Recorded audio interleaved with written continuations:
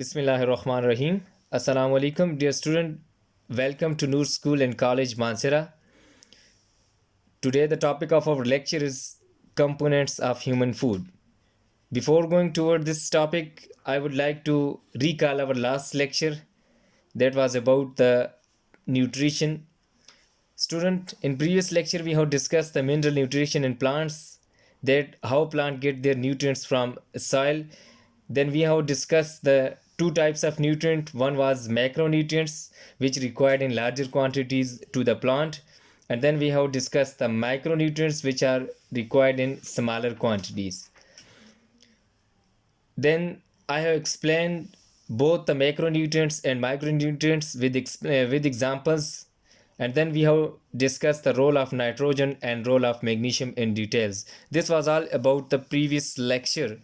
Student, इससे पहले हमने माइक्रो न्यूट्रिएंट्स भी पढ़े और मैक्रो न्यूट्रिएंट्स भी पढ़े थे कि जो हमारी खुराक का हिस्सा होते हैं, कुछ प्लांट्स को जो चाहिए होते हैं लार्जर क्वांटिटीज़ में जो चाहिए होते हैं उनको हम मैक्रो न्यूट्रिएंट्स कहते हैं, और कुछ स्मॉलर क्वांटिटीज़ में चाहिए होते हैं तो उनको हम माइक्रो न्यूट्रिएंट्स कहते हैं। उनमें से कुछ के जो दो थे, एक नाइट्रोजन, उसके रोल हमने डिस्कस किए थे, और इसी तरह मैग्नीशियम जो है, इनके रोल्स हमने डिस्कस किए थे।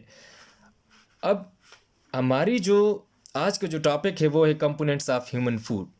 अच्छा, हम खुराक खाते हैं, देखें हम कहते हैं हम खाना खा रहे हैं, तो बेसिकली हम क्या चीज़ खा रहे होते हैं? हमें बज़ाहिर तो हमें वो रोटी नज़र आ रही होती है, वो एक जैसे आप कोई गोश्त वगैरह खा रहे हैं, कोई सब्ज़ी, कोई चीज़ भी खा रहे हैं, ज़ाहिर तो हमें सब्ज़ी नज़र आ रही। तो इसके पीछे क्या चीज़ है, इसके अंदर क्या चीज़ है, इस खुराक के अंदर जो हम डेली खाते हैं, तो आज हम उसको देखेंगे कि इसके अंदर बेसिकली जो चीज़ हमें रिक्वायर्ड होती है वो कौन सी होती है। तो हम कौन सी खुराक खाते हैं और कौन सी चीज़ उससे कंपोनेंट्स ऑफ फूड जो है वो हमें मिलता है, तो वो देखते हैं। कहते हैं like other animals human needs food to grow, reproduce and maintain good health. कहते हैं जिस तरह बाकी ऑर्गेनिज्म जो हैं उनको फूड चाहिए होती है ग्रो करने के लिए, रिप्रोड्यूस करने के लिए और अपनी गुड हेल्थ को मेंटेन करने के लिए, इसी तरह ह्यूमन बीइंग्स को भी ज़रूरत होती है इन चीज़ों की, इस फूड की ज़रूरत होती है ताकि वो ग्रो भी कर सके, वो रिप्रोड्यूस भी कर सके, और इसके साथ साथ अपनी गुड हेल्थ को जो है वो मेंटेन भी कर सके। बाकी ऑर्गेनिज्म की तरह इसको भी फूड की ज़रूरत होती है। Following are the main components of food. ये हमारे कुछ जो फूड है उसके कंपोनेंट्स हैं, वन बाय वन उनको डिस्कस करेंगे। सबसे पहले हमारे पास होता है carbohydrate. Carbohydrate are the major source of energy. ये जो कार्बोहाइड्रेट है ये मेजर सोर्स है, सबसे बड़ा सोर्स है एनर्जी का, और ज़्यादातर हम कार्बोहाइड्रेट्स ही इनटेक करते हैं। And carbohydrate is a credible source of energy. अच्छा, यहाँ पे एक वर्ड यूज़ हुआ है रेडिबल। रेडिबल का मतलब है कि जो आप जैसे ही लेते हैं विद इन सेकेंड्स और विद इन मिनट जो है आपको इससे एनर्जी मिल जाती है, यानी कि जल्दी जो है ये डाइजेस्टेबल है, एकदम ये डाइजेस्ट होकर ब्रेक होकर इससे रिस्पायरेशन होकर आपको एनर्जी मिलती है। तो इस वजह से हम कहते हैं carbohydrates are credible source of energy, यानी कि जल्दी जो है इसकी ब्रेक डाउन होती है। इसके बाद carbohydrate contain carbon, hydrogen and oxygen element. अगर कार्बोहाइड्रेट की बात करें कि कार्बोहाइड्रेट के अंदर कौन कौन से एलिमेंट होते हैं, तो मैं आपको एक एग्जांपल देता हूँ ग्लूकोज की, तो उसके अंदर आपको एलिमेंट्स से क्लियर हो जाएगा। जिस तरह हम कहते हैं ग्लूकोज एक कार्बोहाइड्रेट है, उसका फार्मूला होता है C6H12 और O6। ये एक हमारे पास ग्लूकोज है और ये कार्बोहाइड्रेट है, और इसका ये फार्मूला है जिसको हम ग्लूकोज कहते हैं। तो अब इसमें अगर हम देखें कि कौन कौन से कंपोनेंट, कौन कौन से एलिमेंट होते हैं, तो देखें कार्बन, हाइड्रोजन और ऑक्सीजन, ये तीन हमारे पास मेन एलिमेंट होते हैं किसी भी कार्बोहाइड्रेट के अंदर। जहाँ भी ये तीन हमारे पास एलिमेंट आएंगे तो हमें ये समझ सकते हैं ये हमारे पास क्या है, कार्बोहाइड्रेट है। We obtain carbohydrate most of our carbohydrate in the form of starch. अच्छा, जो हम अपना कार्बोहाइड्रेट लेते हैं वो ज़्यादातर स्टार्च की फॉर्म में लेते हैं। अब कैसे स्टार्च की फॉर्म में? देखें, आप रोटी खा रहे होते हैं, बेसिकली वो आप स्टार्च खा रहे होते हैं। Starch are found in potato, rice, bread, cereals. यानी कि पोटैटो, राइस, ब्रेड, जितनी सीरियल्स क्रॉप जो है उनके अंदर ये पाया जाता है। और स्टार्च का क्या मतलब, हम स्टार्च की फॉर्म में क्यों लेते हैं, बाकी फॉर्म में क्यों नहीं लेते? देखें, प्लांट जब भी अपनी फूड बनाते हैं तो उनके पास जो एक्स्ट्रा फूड होती है वो स्टार्च की फॉर्म में स्टोर कर लेते हैं। वो अपने लिए स्टोर करते हैं, लेकिन हम उनको अपने लिए भी यूज़ कर सकते हैं। हम इन स्टार्च को भी फिर इंटेक करते हैं, इस कार्बोहाइड्रेट को इन द फॉर्म ऑफ स्टार्च हम इंटेक करते हैं। और ये स्टार्च जो है पोटैटो के अंदर, राइस के अंदर, ब्रेड और इसी तरह जो सीरियल्स हैं उनके अंदर, अनाज वगैरह जो है उसके अंदर पाया जाता है। तो ये स्टार्च की फॉर्म में हम इसलिए लेते हैं क्योंकि प्लांट्स जो स्टोर करते हैं फूड, वो अपनी जो है स्टार्च की फॉर्म में फूड स्टोर करते हैं, यानी कि ग्लूकोज को स्टार्च की फॉर्म में कन्वर्ट कर देते हैं और फिर उस स्टार्च को हम इनटेक करते हैं और फिर हमारी बॉडी उस स्टार्च को दोबारा जो है ग्लूकोज के अंदर कन्वर्ट कर देती है। तो इसको आगे देखते हैं। ये यानी कि कार्बोहाइड्रेट हम स्टार्च की फॉर्म में इनटेक करते हैं। Digestive system turns starch into glucose. अच्छा, वही बात कि जो हमारा डाइजेस्टिव सिस्टम है ये स्टार्च को ब्रेकअप कर देता है उसको, क्योंकि स्टार्च तो हमारे पास एक बड़ा मालिक्यूल है ग्लूकोज का, जिसमें ग्लूकोज मिलकर पॉलीमर है ग्लूकोज का ना, कि इसके अंदर बहुत सारे ग्लूकोज मिलते हैं और एक स्टार्च बना देते हैं। तो फिर हमारा जो डाइजेस्टिव सिस्टम है ये स्टार्च को दोबारा ग्लूकोज के अंदर कन्वर्ट कर देता है और फिर उस ग्लूकोज को हम एज ए रिस्पायरेशन के पर्पज़ के लिए इस्तेमाल करते हैं हमारी बॉडी, और उससे फिर हमें एनर्जी मिलती है। Blood carries glucose to all cells where it is used in respiration for energy। अच्छा देखें, अगर स्टार्च हो तो वो ब्लड के अंदर कैरी नहीं हो सकता, बल्कि पहले वो डाइजेस्टिव सिस्टम उसका ग्लूकोज के अंदर कन्वर्ट कर देता है। फिर ग्लूकोज क्या होगा कि इस ग्लूकोज को ब्लड कैरी कर देता है हर एक सेल की तरफ, और हर एक सेल जो है वो रिस्पायरेशन का प्रोसेस करता है क्योंकि उसे एनर्जी चाहिए होती है। और इसी रिस्पायरेशन, ये जो ग्लूकोज है इसकी ब्रेक डाउन करके वो एटीपी एनर्जी लेता है इन द फॉर्म ऑफ एटीपी। मैंने आपको ये रिस्पायरेशन वाला टॉपिक जो है वो पिछले उस चैप्टर के अंदर पढ़ाया है, उसमें आपको क्लियर हो चुका होगा कि रिस्पायरेशन क्या होती है। और उसके अंदर जो ग्लूकोज होती है वो ब्लड के ज़रिए यानी कि ट्रैवल करती है पूरी बॉडी के अंदर और हर एक सेल के पास जाती है, और फिर सेल जो है वो वहाँ से ग्लूकोज टेक कर लेता है और उसके अंदर रिस्पायरेशन वाला प्रोसेस करके energy in the form of ATP release कर देता है। 1 gram of carbohydrate is fully oxidise, it produces about 4 kilo calories. कहता है अगर 1 ग्राम जो है कार्बोहाइड्रेट का वो फुली ऑक्सीडाइज हो तो उस वक्त वो 4 किलो कैलोरी देता है एनर्जी, यानी 4 किलो कैलोरीज एनर्जी देता है, यानी कि 4000 कैलोरीज जो है वो 1 ग्राम ऑफ कार्बोहाइड्रेट से हमें मिलती हैं। यानी जब एक कार्बोहाइड्रेट फुली ऑक्सीडाइज हो जाए और उससे जो हमें एनर्जी मिलेगी तो वो हमारे पास यानी कि 4000 कैलोरीज होंगी। तो दूसरे वर्ड्स में हम 4 किलो कैलोरीज उसको कहते हैं, वो हमें मिलेगी। And extra glucose which is not converted extra glucose which is not used by the respiration is converted into glycogen। कहता है ऐसा ग्लूकोज जो रिस्पायरेशन के लिए नहीं यूज़ हुआ, यानी कि जो एक्स्ट्रा है अब रिस्पायरेशन के लिए यूज़ हो गया है, उससे जो बच गया है, तो वो कन्वर्ट हो जाता है ग्लाइकोजन की फॉर्म में। ग्लाइकोजन की फॉर्म में वो कन्वर्ट हो जाता है और ये ग्लाइकोजन स्टोर होती है हमारे लिवर और जितने भी मसल सेल्स हैं उनके अंदर। यानी कि रिस्पायरेशन में जब ग्लूकोज जाती है वहाँ से उसकी ब्रेक डाउन होती है, तो जो एक्स्ट्रा ग्लूकोज हमारे पास बच जाता है, तो एनिमल का ये कैरेक्टर है कि वो इस एक्स्ट्रा ग्लूकोज को ग्लाइकोजन में कन्वर्ट कर देते हैं और इसको स्टोर कर देते हैं मसल्स और लिवर के अंदर। मसल सेल्स और लिवर सेल्स के अंदर ये स्टोर हो जाती है और फिर जब दोबारा हमें इस एनर्जी की ज़रूरत होती है तो ये ग्लाइकोजन दोबारा जो है ग्लूकोज के अंदर कन्वर्ट हो जाती है। तो इसी तरह जैसे प्लांट्स जो हैं वो अपनी फूड जो है स्टोर करते हैं इन द फॉर्म ऑफ स्टार्च, तो इसी तरह एनिमल्स जो हैं इस ग्लूकोज को ग्लाइकोजन की फॉर्म में स्टोर करता है। इनमें अगर डिफरेंस देखें एनिमल में और प्लांट में, तो उनमें एक डिफरेंस ये आता है कि प्लांट जो है अपनी फूड को स्टार्च की फॉर्म में स्टोर करते हैं, जबकि एनिमल्स जो हैं वो ग्लाइकोजन की फॉर्म में स्टोर करते हैं। Body glycogen storage capacity is limited, so any unused glucose is converted into fat। कहता है कि अगर बॉडी के अंदर जो ग्लाइकोजन स्टोरेज कैपेसिटी है ये एक लिमिटेड है, यानी कि एक लिमिटेड स्टेज तक है, अगर इससे ज़्यादा हो जाए तो फिर वो ग्लाइकोजन के अंदर स्टोर नहीं होती, बल्कि यही जो हमारे पास ग्लूकोज है वो कन्वर्ट हो जाती है डायरेक्टली फैट के अंदर। फैट भी हमारे पास एक फूड का कंपोनेंट है जो हम लेटर डिस्कस करेंगे उसके अंदर। हमारा नेक्स्ट जो लेक्चर होगा वो इसी फैट के ऊपर होगा। तो ये कहता है कि जितना भी ग्लूकोज जो हमारे पास ग्लाइकोजन के अंदर कन्वर्ट हो गया और उससे जो आगे यानी कि बच जाता है, क्योंकि लिमिटेड होती है ना ह्यूमन बीइंग के अंदर जो कैपेसिटी होती है ग्लाइकोजन स्टोरेज की, तो अगर उससे वो बच जाता है तो वो फिर उस ग्लूकोज को डायरेक्टली फैट के अंदर कन्वर्ट कर देता है। ये था हमारे पास कार्बोहाइड्रेट के बारे में। कार्बोहाइड्रेट्स यानी कि इसके जो इम्पोर्टेंस, यानी कि 1 ग्राम जो है कार्बोहाइड्रेट हमें कितनी एनर्जी देता है और कहाँ पे मौजूद होता है, पोटैटो या राइस या जितने भी मैंने नाम्स दिए उनके अंदर ये मौजूद होता है और इससे हम एनर्जी लेते हैं। ये पहला कंपोनेंट ऑफ फूड है हमारा। इसके बाद दूसरा है proteins. Protein is the second component of human food required for growth and repair. जो प्रोटीन होता है ये ग्रोथ और रिपेयरिंग के लिए रिक्वायर्ड होता है, यानी कि हमारी ग्रोथ जो है वो सारी की सारी डिपेंड करती है किसके ऊपर, इस प्रोटीन के ऊपर। और इसके अलावा रिपेयरिंग, हमारी बॉडी के अंदर जितनी भी रिपेयरिंग होती है, सेल रिपेयर होते हैं या कोई पार्ट्स देखें रिपेयर होते हैं, तो वो वहाँ पे प्रोटीन्स रिक्वायर्ड होती हैं। यही प्रोटीन्स अपना वहाँ पे रोल प्ले करती हैं।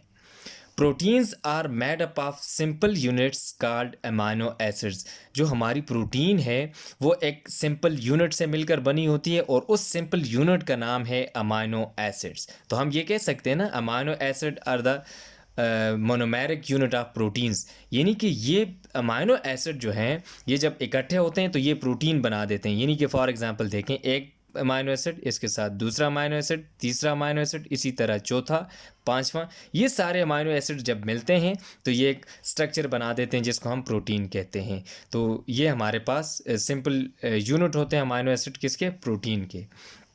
There are 20 different kinds of amino acids. 20 different amino acids हैं जो डिफरेंट स्टेजेस पे मिलकर डिफरेंट प्रोटीन्स बनाते हैं। हर एक प्रोटीन्स के लिए स्पेसिफिक अमाइनो एसिड्स होते हैं, वो जब मिलते हैं तो उनसे स्पेसिफिक प्रोटीन बनती है। तो ये जो अमाइनो एसिड होता है, amino acid contain carbon, hydrogen, nitrogen and sometimes sulphur. कहता है कि अमाइनो एसिड के अंदर जो एलिमेंट्स होते हैं, कार्बन भी होता है, हाइड्रोजन भी होता है, नाइट्रोजन, और बाज़ औक़ात ऐसे हमारे पास अमाइनो एसिड होते हैं जिनके अंदर सल्फ़र भी पाया जाता है। तो ये 3 जो है हमारे पास ज़्यादातर अमाइनो एसिड्स के अंदर पाए जाते हैं, कार्बन, हाइड्रोजन, नाइट्रोजन और समटाइम्स सल्फ़र भी होता है। Proteins are large molecules so they can not directly into blood. कहता है कि ये जो प्रोटीन्स हैं ये हमारे लार्ज मॉलिक्यूल्स हैं, यानी कि बॉडी के अंदर ये डायरेक्टली ब्लड के अंदर नहीं जा सकते। दे can not get directly into blood, कि हमारी बॉडी इनको डायरेक्टली ब्लड के अंदर नहीं ले सकती, क्योंकि ग्लूकोज तो हमारे पास एक छोटा मॉलिक्यूल था, जबकि ये प्रोटीन्स जो है एक लार्ज मॉलिक्यूल है और इसका ब्लड के अंदर डायरेक्टली जाना जो है वो इम्पॉसिबल है। तो इसलिए इससे पहले क्या होता है, they are broken into amino acid by our digestive system. तो पहले ब्लड के अंदर जाने से पहले हमारा जो डाइजेस्टिव सिस्टम होता है इन प्रोटीन्स को जिन यूनिट से मिलकर बना होता है उन्हीं के अंदर दोबारा कन्वर्ट कर देता है, उनके अंदर उसको ब्रेक कर देता है। यानी कि एक प्रोटीन 5 अमाइनो एसिड से मिलकर बनी हुई थी, जब वो प्रोटीन हमारी बॉडी के अंदर जाती है तो हमारा जो डाइजेस्टिव सिस्टम होता है वो दोबारा उसको ब्रेक कर देता है उन्हीं 5 अमाइनो एसिड्स के अंदर। Cell can convert the amino acids back into proteins. अब ये अमाइनो एसिड जो हमारे डाइजेस्टिव सिस्टम के अंदर बने हैं, यानी कि उस ब्रेक डाउन ऑफ प्रोटीन से बने हैं, दोबारा सेल्स उनको अमाइनो एसिड्स को प्रोटीन के अंदर जो है वो कन्वर्ट कर देता है। फिर इस तरह प्रोटीन्स जो है सेल के पास पहुंच जाती है, फिर वहाँ पे इनसे एनर्जी, सोर्स ऑफ एनर्जी है ना ये प्रोटीन्स, ग्रोथ के अलावा ग्रोथ भी करती हैं, प्रोटीन्स एनर्जी के तौर पे भी यूज़ होती है। तो वहाँ पे फिर सेल इनको अपनी एक्टिविटीज़ के लिए यूज़ करते हैं। लेकिन ये बात याद रखें कि हमारे जो प्रोटीन्स हैं ये कभी भी डायरेक्टली हमारे ब्लड के अंदर नहीं जा सकती। उसकी रीज़न ये है कि ये एक लार्ज मालिक्यूल है, जबकि ग्लूकोज हमारे पास एक स्मॉल मालिक्यूल होता है। तो इसको ब्लड के अंदर जाने के लिए पहले इसकी ब्रेक डाउन होती है अमाइनो एसिड के अंदर, और फिर दोबारा जब सेल के अंदर ये अमाइनो एसिड जाते हैं तो वो दोबारा प्रोटीन के अंदर कन्वर्ट हो जाते हैं। अब आ जाते हैं इम्पोर्टेंस ऑफ प्रोटीन की तरफ, कि प्रोटीन जो है इसकी इम्पोर्टेंस क्या है, कि ये क्यों इम्पोर्टेंट है हमारी लाइफ के लिए और कहाँ कहाँ पे इसकी ज़रूरत होती है। Proteins are essential component of cytoplasm, membranes and organelles.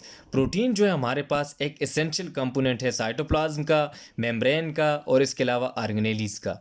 यानी कि जो हमारी साइटोप्लाज्म जो है वो भी प्रोटीन से मिलकर बना होता है, मेम्ब्रेन्स जो है वो भी हमारी जो है प्रोटीन से मिलकर बनी होती हैं, और इसी तरह ऑर्गेनेलीज जो है उनका एक एसेंशियल कंपोनेंट है। इन तीन चीज़ों के अंदर जो है प्रोटीन्स मौजूद होती हैं। अगर प्रोटीन ना हो तो इसकी यानी कि स्ट्रक्चर जो है वो फॉर्म नहीं हो सकती। तो इसका मतलब जो प्रोटीन है ये इंतहाई इंपॉर्टेंट है, क्योंकि हमारे साइटोप्लाज्म और मेम्ब्रेन्स और इसके अलावा जितनी ऑर्गेनेलीज हैं उनके अंदर ये पाई जाती है।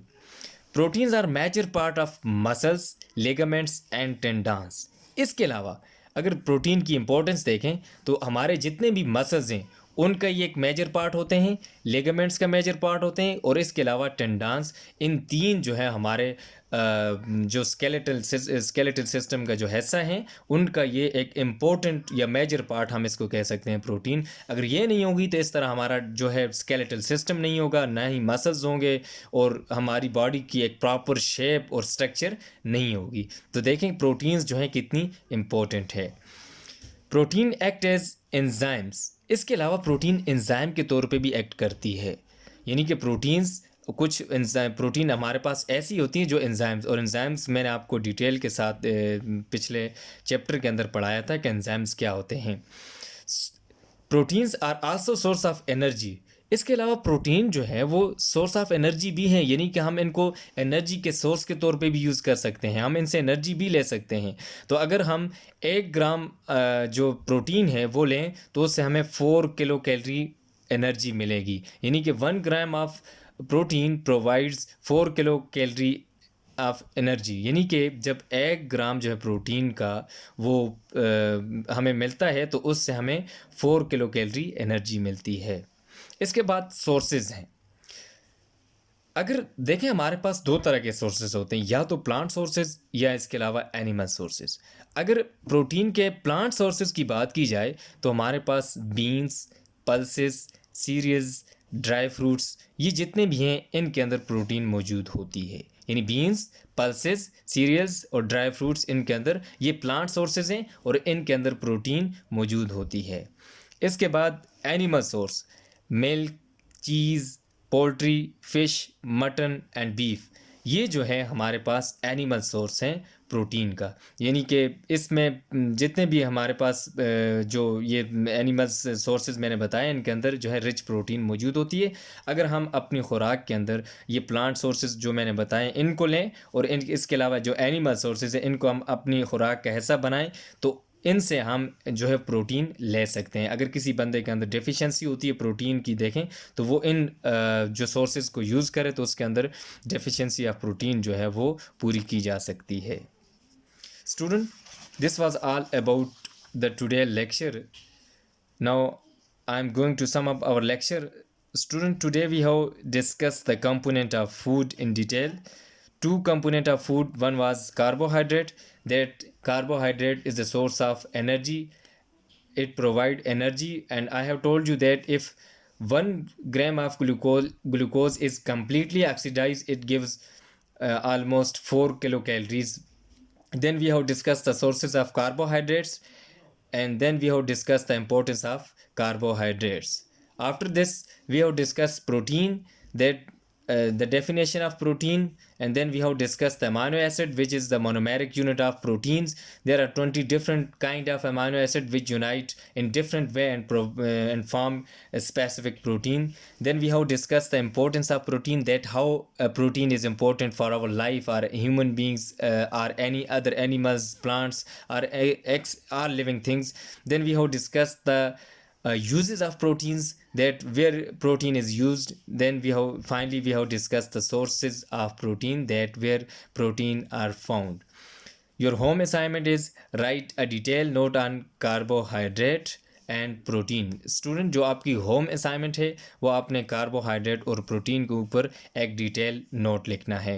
यह आज का लेक्चर था। अगर आपको कोई प्रॉब्लम है तो आप मुझे कमेंट कर सकते हैं या मेरे व्हाट्सएप का जो नंबर है उस पर मुझे मैसेज कर सकते हैं। बहुत शुक्रिया। अल्लाह हाफिज़।